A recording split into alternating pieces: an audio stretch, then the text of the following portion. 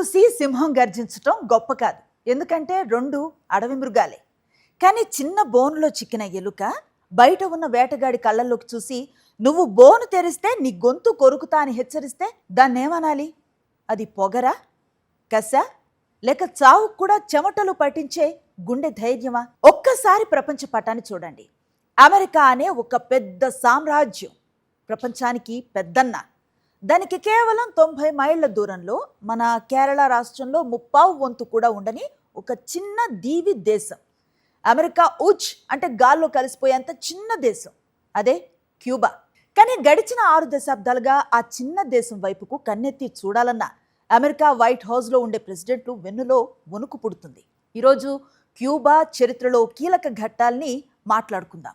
ప్రపంచాన్ని తన గుప్పిట్లో పెట్టుకోవాలనుకున్న అమెరికా ముక్కు ముందరే ఒక చిన్న దేశం మా జోలుకొస్తే మీ సామ్రాజ్యం బూడిదవుతుందని ఎలా నిలబడింది? ఆ దేశాధినేతను చంపటానికి 600 సార్లకు పైగా కుట్రలు జరిగినా చావుకే ఎదురు వెళ్ళి ఏం చెయ్యగలవు అని ఎలా గర్జించిందో ఇప్పుడు తెలుసుకుందాం.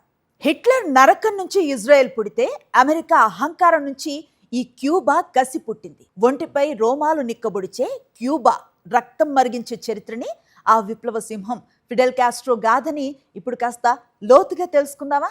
కథలోకి వెళ్లే ముందు 1950లలో క్యూబా ఎలా ఉండేదో చూడాలి. అప్పట్లో క్యూబాని ఫుల్జెన్సియో బటిస్టా అనే ఒక క్రూరమైన డిక్టేటర్ పాలిస్తున్నాడు. ఆయన అమెరికాకు ఒక పెట్ లాగా. అమెరికాలో పెద్ద పెద్ద మాఫియా డాన్లు, వ్యాపారవేత్తలు వచ్చి క్యూబా రాజధాని హవానాలో క్యాసినో, వ్యభిచార గృహాలు నడిపేవాళ్ళు. అమెరికన్లకు అది ఒక లాస్ వేగస్ లాంటి పిక్నిక్ స్పాట్ మాట. కానీ నాణానికి రెండో వైపు క్యూబాలో సామాన్య ప్రజలు తిండి లేక బానిసలుగా మారి చెరుకు తోటల్లో రక్తం చిందిస్తూ బతికేవాళ్ళు. ఎవరైనా ప్రశ్నిస్తే నడి రోడ్డు మీద కాల్చి చంపేసేవాళ్ళు. జనం మూగబోయి ఉన్న సమయంలోనే ఆ నిశ్శబ్దాన్ని ఛేదిస్తూ ఒక సింహం గర్జించింది. ఆ సింహం పేరే ఫిడెల్ కాస్ట్రో.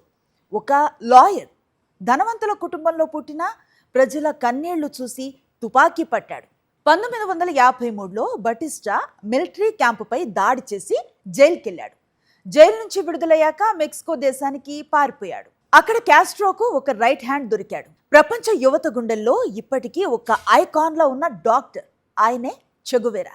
1956 డిసెంబర్లో గ్రాన్మా అనే ఒక చిన్న పాత పడవలో కేవలం 82 మంది విప్లవకారులతో కలిసి అర్ధరాత్రి సముద్రం దాటి క్యూబా తీరంలో అడుగుపెట్టారు. కానీ బటిస్టా సైన్యానికి ఈ విషయం తెలిసిపోయింది. వాళ్ళు విమానాలతో బాంబుల వర్షాన్ని కురిపించారు. ఆ 82 మందిలో కేవలం 12 మంది మాత్రమే బతికారు. అందులో కాస్ట్రో, చెగువెరా ఉన్నారు. సాధారణ మనుషులైతే ఇక మన వల్ల కాదు అని చెప్పి పారిపోయేవాళ్ళు. కానీ కాస్ట్రో ఏమన్నాడో తెలుసా? మనం 12 మంది బతికున్నాం అంటే మనం యుద్ధంలో గెలవబోతున్నాం అని అర్థం. వాళ్ళు క్యూబాలో సియోరా మెస్ట్రా అనే ఒక దట్టమైన అడవుల్లోకి వెళ్ళిపోయారు. అక్కడ గెరిల్లా సైన్యాన్ని తయారు చేశారు. అడవిలో ఉన్న గిరిజనులను, రైతుల్ని కలుపుకున్నారు. చెగువెరా ఒక చేత్తో తుపాకీ, ఇంకో చేత్తో మెడికల్ కిట్ను పట్టుకొని సైనికుల్ని నడిపించాడు. 1959 జనవరి 1 క్యూబా చరిత్రలోనే ఒక మహా క్లైమాక్స్. కాస్ట్రో సైన్యం హవానా నగరంలోకి దూసుకురావటంతో ఆ క్రూర డిక్టేటర్ బటిస్టా రాత్రికి రాత్రే దేశం విడిచి పారిపోయాడు. ఒక చిన్న విప్లవ సైన్యం అమెరికా మద్దతు ఉన్న పెద్ద మిలిటరీని ఒంటి చేత్తో తరిమి కొట్టి క్యూబా గడ్డపై విప్లవ జెండాను పాతేసింది. కాస్ట్రో రాగానే అమెరికాకు మైండ్ బ్లాంక్ అయింది. ఎందుకంటే క్యూబాలో ఉన్న అమెరికా మాఫియా క్యాసినోలను, కంపెనీలను కాస్ట్రో జాతీయం చేసేశాడు. దాంతో అమెరికా నిప్పులు చెరిగింది. మన ఇంటి పక్కనే ఒక కమ్యూనిస్టు దేశం అని తట్టుకోలేకపోయింది. అప్పట్లో అమెరికా గూఢాచారి సంస్థ CIA ఒక భయంకరమైన స్కెచ్ వేసింది. 1961లో క్యూబా నుంచి పారిపోయిన కొందరు ద్రోహులకు ట్రైనింగ్ ఇచ్చి ఏకంగా 1400 మంది సైన్యాన్ని క్యూబా పైకి దండయాత్రకు పంపింది. దాన్నే చరిత్రలో బే ఆఫ్ పిగ్స్ అంటారు. అమెరికా ప్లాన్ ఏంటంటే వాళ్ళు వెళ్ళి కాస్ట్రోను గద్దె దించేస్తారు అని.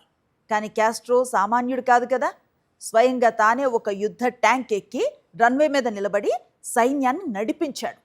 కేవలం 72 గంటలు, అవును 3 రోజుల్లో అమెరికా పంపిన సైన్యాన్ని ముక్కలు ముక్కలు చేసి వందలాది మందిని బందీలుగా పట్టుకున్నాడు. అమెరికా చరిత్రలోనే ఇది అత్యంత అవమానకరమైన పరాజయం. బే ఆఫ్ పిగ్స్ తర్వాత అమెరికా ఊరుకోదని కాస్ట్రోకు తెలుసు.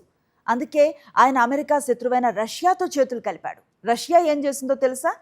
క్యూబా దీవిలో రహస్యంగా అమెరికాను టార్గెట్ చేస్తూ అణుబాంబులు వేయగల న్యూక్లియర్ మిస్సైల్స్ ని పెట్టేసింది. 1962 అక్టోబర్లో అమెరికా శాటిలైటర్లకు ఈ విషయం తెలిసిపోయింది. వాషింగ్టన్ నగరానికి కేవలం నిమిషాల దూరంలో అణుబాంబులు సిద్ధంగా ఉన్నాయి. America president John F Kennedy Cuba చుట్టూ నావిక దళాన్ని పెట్టి ముట్టడించాడు.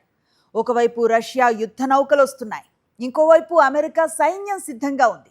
ఏ క్షణంలో అయినా మూడవ ప్రపంచ యుద్ధం మొదలై భూమంతా బూడిదైపోయే పరిస్థితి. దాన్నే క్యూబన్ మిసైల్ క్రైసిస్ అంటారు. ప్రపంచమంతా ఊపిరి బిగపట్టి చూస్తోంది. కానీ అమెరికా ముక్కు ముందర ఉన్న కాస్ట్రో మాత్రం కనురెప్ప కూడా వాల్చలేదు. మా జోలుకొస్తే బటన్ నొక్కేస్తాం అన్నట్టు సింహంలా నిలబడ్డాడు. చివరికి రష్యా అమెరికాలు దిగొచ్చి అమెరికా క్యూబాపై ఎప్పటికీ దాడి చేయకూడదు అనే ఒప్పందంతో రష్యా తన మిస్సైళ్లను వెనక్కి తీసుకుంది. ఆ విధంగా ఒక చిన్న దేశం ప్రపంచాన్ని శాసించే 2 అగ్రరాజ్యాలను తన చేతుల్లో ఆడుకునేలా చేసింది. క్యూబాని యుద్ధంతో గెలవలేమని తేలిపోయాక సిఐఏ ఒక్కటే డిసైడ్ అయింది, కాస్ట్రోను ఎలాగైనా చంపేయాలి. ఫిడెల్ కాస్ట్రోను చంపటానికి సిఐఏ ఏకంగా 638 సార్లు ప్రయత్నించింది. ఇది ప్రపంచ రికార్డ్. ఒకసారి ఆయన తాగే మిల్క్ షేక్ లో పాయిజన్ కలిపారు. ఆయన కాల్చే సిగార్ లో బాంబ్ పెట్టారు. ఆయన స్విమ్మింగ్ చేసే సూట్ లో విషపూరితమైన కెమికల్స్ పూశారు.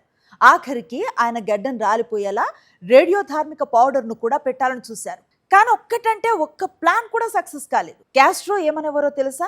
ఒలింపిక్స్ లో గనక చావు నుంచి తప్పించుకోవటం అనే ఆట ఉంటే అందులో గోల్డ్ మెడల్ నాకే వచ్చేదని నవ్వేవారు.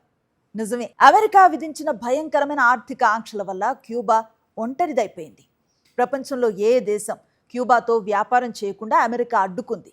దశాబ్దాల పాటు క్యూబా ఆర్థికంగా నరకాన్ని చూసింది. కొత్త కార్లు లేవు, కొత్త టెక్నాలజీ లేదు. ఇప్పటికీ క్యూబా రోడ్ల మీద 1950ల నాటి పాత వింటేజ్ కార్లే కనిపిస్తాయి. కానీ ఆ ఆకలిలో కూడా క్యూబా శూన్యం నుంచి ఒక సామ్రాజ్యాన్ని నిర్మించింది. దేంట్లో తెలుసా? వైద్య రంగంలో. ప్రపంచంలోనే అత్యుత్తమ డాక్టర్లు, ఉచిత వైద్య విధానం క్యూబా సొంతం. అమెరికా ఆంక్షలు పెట్టినా క్యూబా డాక్టర్లు ప్రపంచంలో ఎక్కడ ఏ విపత్తు వచ్చినా వెళ్ళి ప్రాణాలు కాపాడే స్థాయికి ఎదిగారు. ఫిడెల్ కాస్ట్రో 2016లో తన 90వ ఏట సహజ మరణాన్ని పొందారు. అమెరికాలో 11 మంది ప్రెసిడెంట్స్ మారారు, కొందరు చనిపోయారు. కానీ కాస్ట్రో మాత్రం క్యూబాను ఏకఛత్రాధిపత్యంగా ఏలారు. ఈ క్యూబా చరిత్ర మనకు నేర్పే గుణపాఠం ఒక్కటే: నీ వెనక ఎంత పెద్ద సైన్యం ఉంది అనేది కాదు, నీ శత్రువు ఎంత పెద్దవాడైనా వాడి కళ్ళలోకి చూసి లడెంగే జీతెంగే అని చెప్పగలిగే గుండె ధైర్యం నీకుందా లేదా అనేదే ముఖ్యం. బలహీనంగా ఉంటే ప్రపంచం మనల్ని తొక్కేస్తుంది. కానీ క్యూబాలాగా గుండె బలం ఉంటే హిస్టరీ మనల్ని ఎప్పటికీ గుర్తుపెట్టుకుంటుంది. ఇది క్యూబా విప్లవ వీరుల రక్తం మరిగించే చరిత్ర. ఈ ఎపిసోడ్ మీకెలా అనిపించింది? వచ్చే పాడ్కాస్ట్లో ఇంకో సాలిడ్ వరల్డ్ హిస్టరీ టాపిక్తో కలుద్దాం. అంతవరకు సెలవు.